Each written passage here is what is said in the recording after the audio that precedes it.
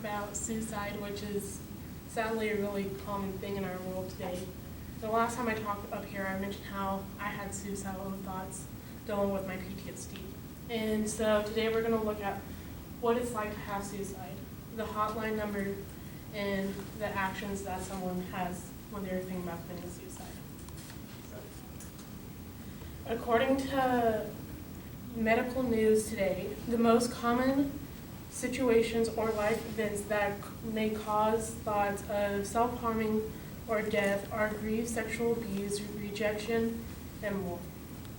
And sometimes you'll see people with symptoms, but you also see people with no signs committing it. And I have a story.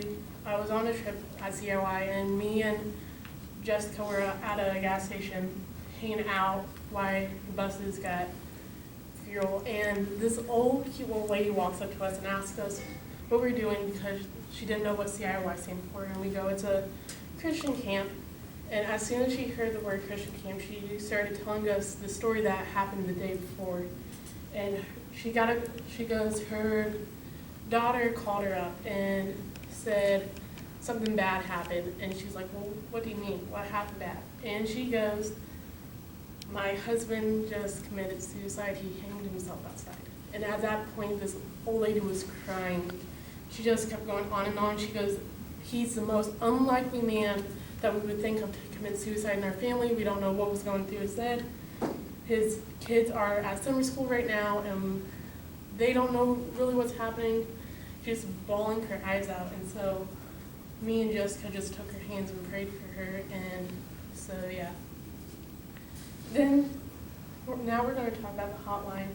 The hotline is to teach people, to help people that have these thoughts, or to help people that have these thoughts. And so it'll show you different things that could cause people to have suicidal thoughts. And you can look at all the symptoms on the National Suicide Prevention Line page. And then, of course, that's the suicide number. Lastly, we're going to talk about the actions. And if someone does have the actions, they normally talk about it a lot in random situations, or they'll just randomly say I love you in the most bizarre scenarios. Like you could be talking about food and they go, oh hey, by the way, I love you. And they're like, what? We were just talking about food. Then the other thing is depression and giving their stuff away. So they can have something so special to them that you would never expect them to give away, and they'll just give it to you out of no reason. And then lastly, they say goodbye a lot to friends and family members. So today we talk about what it's like to have suicidal thoughts, the hotline numbers, the action that they go by. And as Joel Long says, some days you feel like you're so far, and hope is a light in the dark. Thank you.